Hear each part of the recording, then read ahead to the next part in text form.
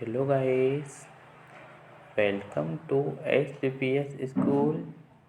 Today we see Chapter 6 सांस्कृतिक विविधता की चुनौतियाँ of 12th class Sociology. Watch the video from start to end. If you like the video, then please like and share. आइए हम chapter 6 सांस्कृतिक विविधता की चुनौतियाँ का सॉल्यूशन कर लेते हैं। ठीक है, इसमें हम फर्स्ट क्वेश्चन देखते हैं। सांस्कृतिक विविधता का क्या अर्थ है? भारत को एक अत्यंत विविधतापूर्ण देश क्यों कहा जाता है? सांस्कृतिक विविधता का क्या अर्थ है? भारत को एक अत्यंत विविधतापूर्ण देश क्यों कहा जाता है? इसका आंसर देख लेते हैं।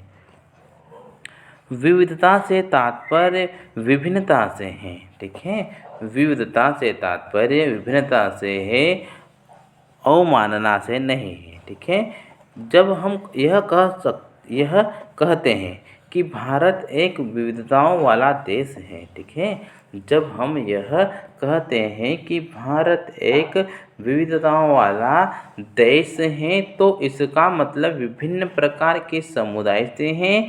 भारत में विभिन्न समुदायों के बीच संस्कृतियों की विभिन्नता भाषा, धर्म, कुल, जाति, पंथ इत्यादि के रूप में प्रतिबिंबित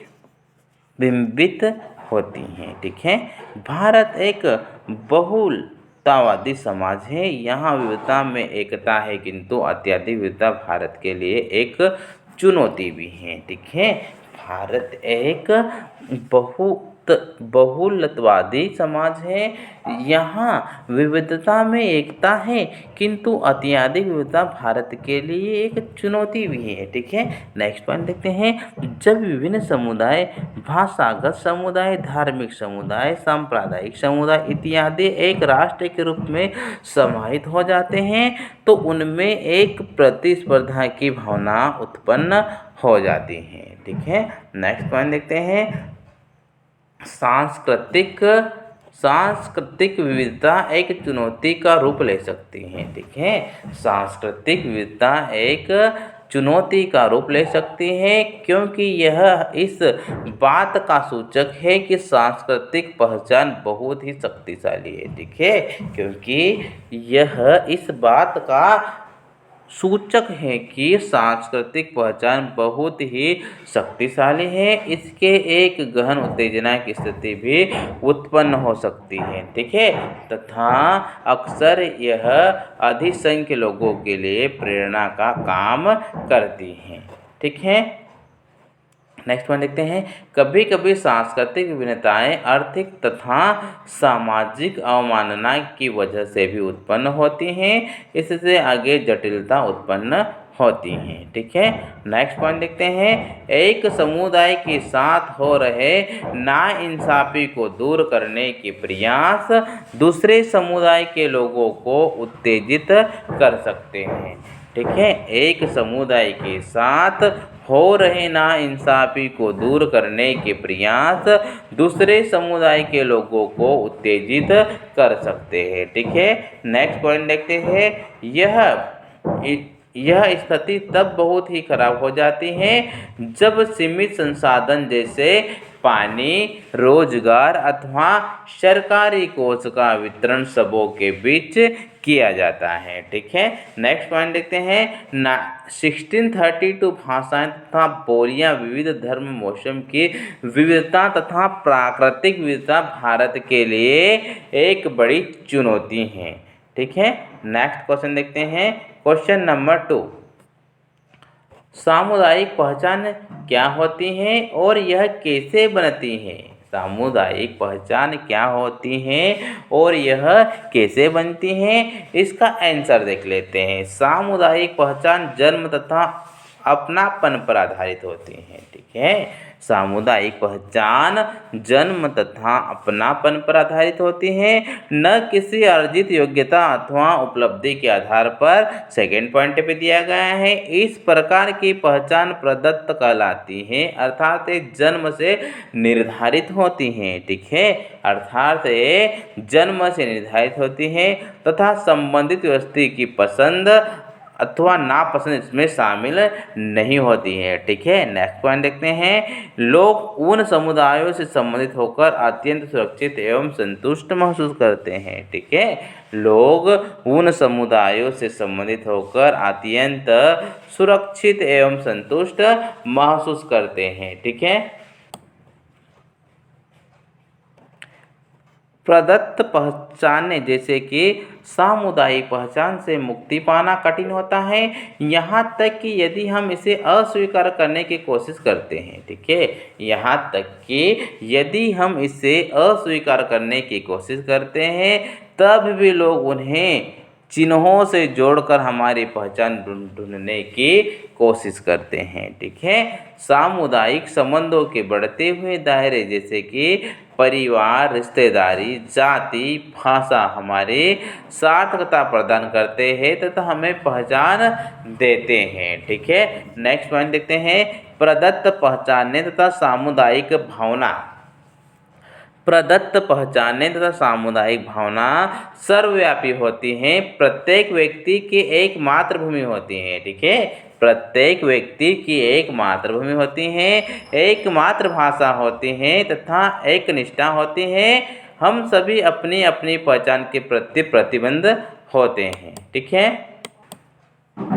नेक्स्ट पॉइंट देखते हैं, समुदाय हमें मातृभाषा, नृत्य एवं संस्कृति प्रदान करता है जिसके माध्यम से हम विश्व का आकलन करते हैं।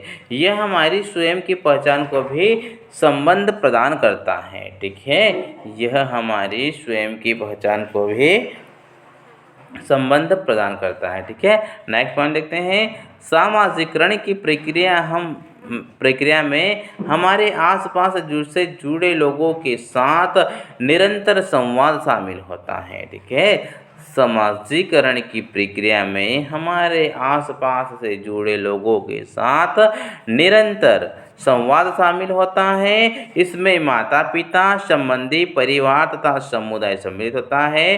अतएव समुदाय हमारी पहचान का एक प्रमुख हिस्सा है। ठीक है, नेक्स्ट क्वेश्चन देखते हैं, राष्ट्र को परिभाषित करना क्यों कठिन है? आधुनिक समाज में राष्ट्र और राज्य कैसे संबंधित हैं? ठीक है, राष्ट्र को परिभाषित करना क्यों कठिन है? आधुनिक समाज में राष्ट्र और राज्य कैसे संबंधित हैं? इसका आंसर देख लेते हैं। राष्ट्र एक अनूठे किस्म का समुदाय होता है। ठीक है, राष्ट्र एक अनूठे किस्म का समुदाय होता है जिसका वर्णन तो आसान है पर इसे परिभाषित करना कठिन है। ठीक है, जिसका वर्णन तो आसान है पर इसे परिभाषित करना कठिन है। ठीक है, हम ऐसे अनेक विशिष्ट राष्ट्रों का वर्णन कर सकते हैं जिनकी स्थापना साझे धर्म, भाषा, न जातीयता, इतिहास अथवा क्षेत्रीय संस्कृति जैसे साझे संस्कृति, ऐतिहासिक और राजनीतिक संस्थाओं के आधार पर की गई हैं। ठीक है, नेक्स्ट पॉइंट देखते हैं, किंतु किसी राष्ट्र के परिभाषिक लक्षणों को निर्धारित करना कठिन है। ठीक है, किंतु किसी राष्ट्र के परिभाषिक लक्षणों को निर्धारित करना कठिन है। प्रत्येक संभव कसौटी के लिए अनेक अपवाद तथा विरोधी उदाहरण पाए जाते हैं। प्रत्येक संभव कसौटी के लिए अनेक अपवाद तथा विरोधी उदाहरण पाए जाते हैं। उदाहरण के लिए ऐसे बहुत से राष्ट्र हैं जिनकी एक समान भाषा, धर्म, जातीयता इत्यादि नहीं है। दूसरी तरफ ऐसे अनेक भाषा, धर्म या न जातियाँ हैं जो कई राष्ट्रों में पाई जाती हैं, लेकिन इससे यह निष्कर्ष नहीं निकलता है कि सभी मिलकर एक एकीकृत राष्ट्र का निर्माण करते हैं। ठीक है, नेक्स्ट क्वेश्चन देखते हैं। क्वेश्चन नंबर 4, राज्य अक्सर सांस्कृतिक विविधता के बारे में शंकालु क्यों होते हैं? राज्य अक्सर सांस्कृतिक विविधता के बारे में शंकालु क्यों होते हैं? इसका आंसर देख लेते हैं। राज्यों ने अपने राष्ट्र निर्माण की रणनीतियों के माध्यम से अपनी राजनीतिक विविधता को स्थापित करने के प्रयास किए हैं। ठीक है, फर्स्ट नंबर भी दिया गया है। उन्होंने आत्मसातकरण और एकीकरण की नीतियां के जरिए अपने नागरिकों की निष्ठा तथा आज्ञाकारिता प्राप्त करने का प्रयास किए हैं। ठीक है, ऐसा इसलिए था क्योंकि अधिकांश राज्य ऐसा मानते थे। ऐसा इसलिए था क्योंकि अधिकांश राज्य ऐसा मानते थे कि सांस्कृतिक विविधता खतरनाक है। ठीक है, तथा उन्हें इसे खत्म करने अथवा कम करने का पूरा प्रयास किया है। ठीक है, अधिकांश राज्यों को यह डर था कि सांस्कृतिक विविधता जैसे भाषा, नरजातीयता, धार्मिकता इत्यादि की मान्यता प्रदान किए जाने से सामाजिक विखंडन की स्थिति उत्पन्न की जाएगी। ठीक है, सामाजिक विखंडन की स्थिति उत्पन्न की जाएगी और समरसता समाज के निर्माण में बाधा आएगी। ठीक है, इसके अतिरिक्त इस प्रकार के अंतरों की समायोजित करना राजनीतिक दृष्टि से चुनौतीपूर्ण होता है। इस प्रकार से अनेक राज्यों ने इस विविध पहचानों को राजनीतिक स्तर पर दबाया या नज़रअंदाज किया है। ठीक है,